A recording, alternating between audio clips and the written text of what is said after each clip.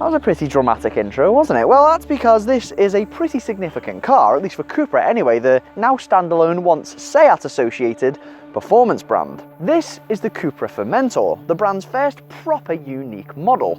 So no, it's not just a Seat they've rebadged and tweaked a few bits and bobs here and there like they did with the Cupra Ateca, although it is based on the same platform as the Ateca.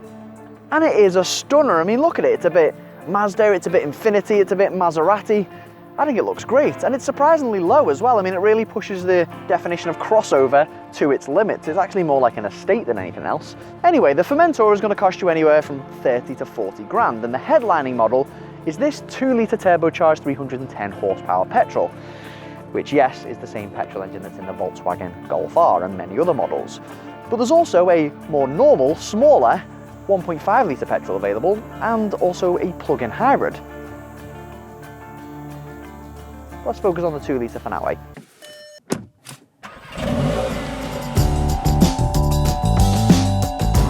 Like I said, under the bonnet is a 2 litre 310 horsepower petrol. Now this is mated to a 7-speed DSG automatic gearbox. Now this promises a 0 to 62 miles per hour sprint time of just 4.9 seconds. And that feels pretty accurate. I mean, the Formentor is fast. Now there's multiple driving modes to choose from, but Cupra is where it's at. It gives you sharper throttle response, quicker gear changes, and it even blips the throttle when you're going into corners. The brakes, thankfully, are nice and sharp, but they're also nice and progressive as well, so it's not too urgent when you want to slow up. But honestly, the thing that stands out most to me is the fast steering. I mean, you don't need to turn the steering wheel very much at all to get the car to do what you want it to. Aside to that, grip is excellent in the corners. I've certainly not done enough to make it come undone. And thanks to its squat stance, it doesn't have that SUV lean in the corners either. It does very much feel like a hatchback on its tiptoes. The ride is just the right amount of firm as well. It doesn't break your back, but it does feel solid and planted. Now the gearbox, at least when in Cupra mode, does a really good job of shifting up and down the gears, even when you're being a bit silly. And honestly, just getting onto a straight bit of road and putting your foot down and just letting the gearbox do its thing is actually really enjoyable. And it sounds pretty good as well. I mean, even if some of that sound is artificially pumped into the cabin. Now the Formentor actually comes with 4-drive all-wheel drive as well, just to give you a bit of extra grip in sticky weather conditions. It even comes with an off-road mode, but come on. Now speaking of Cupra mode, on the other end of the spectrum is comfort mode. And wow, I mean, it completely transforms the car and just, it feels like a totally different car to drive. And that's what most people want in a comfort mode, so happy days. Now when it comes to tax, it's a bit of a funny one, because as is with this 2 litre, you're looking at a 37% BIK tax bracket for 2021 and 2022, which is quite high. However, if you're looking for something that's a bit more affordable to run, but you still want a dash of sportiness and some of the Cupra's unique looks, then you can go for the plug-in hybrid model, which is definitely worth a look. I mean, certainly cheaper when it comes to tax, like £2 a year cheaper, at least. The easy solution for Cupra to stake its claim as a performance brand would have been to just make the Formentor an absolutely nuts, balls-out performance SUV. But it hasn't done that. I mean, don't get me wrong, it does have performance, you know, does have guts on tap, but the Formentor allows you to dial that in and out at a moment's notice. It's easy to drive fast,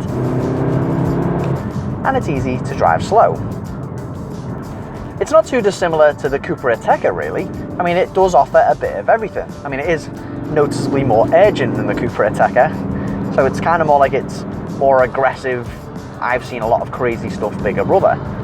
Unless you're a petrol head, you're not going to be wanting to drive a super intense, sporty car every day.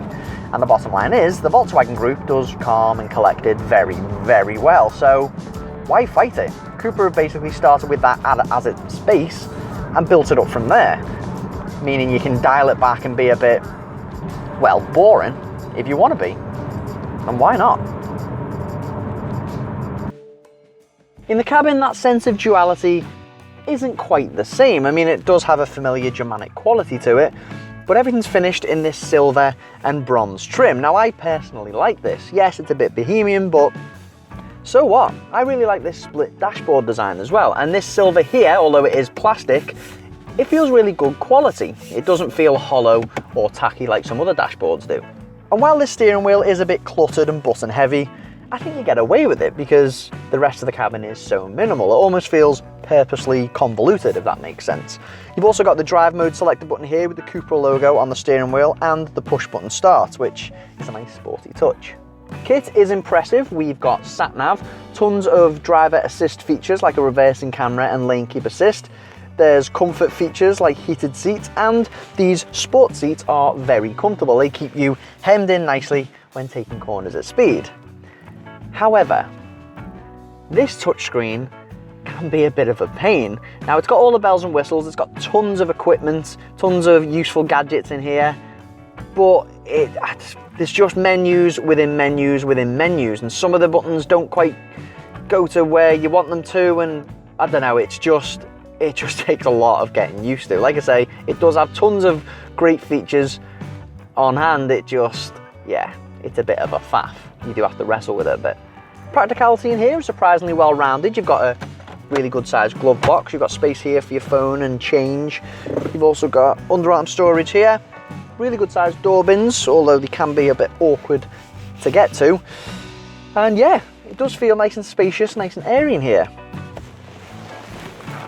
So, what does that sloping roofline mean for headroom? Well, you'd never guess it from the outside, but it's actually really spacious back here. There's plenty of headroom, loads of leg room, so the SUV length definitely pays off there. You can even fit your feet under the seat in front.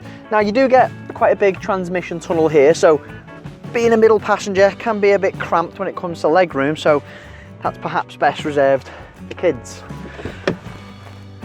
Now the boot is pretty well rounded as well. You get 420 litres with the seats in place, and those seats fold down pretty flat as well, and can be done so using these very effective quick release levers here. You even get a ski hatch in the back of those seats for loading big sticks as well. Now you do get a little bit of a load lip here, but overall the boot is a very usable square space. So yeah, pretty good. So what is the Formentor all about? Well, it's not obvious, at least at a glance, because although it may look like it, it's not an exaggerated jacked up hot hatch. I mean, well, it sort of is, but it's more than that. See, car makers are always going on about how their new GT line or Diet turbocharged whatever offers the best of both worlds, but very few can actually deliver. The Formentor, even with its out there dipped in bronze aesthetic, actually can. It may not make as much sense as its well-established German competition, but I'll tell you what, it's probably cheaper.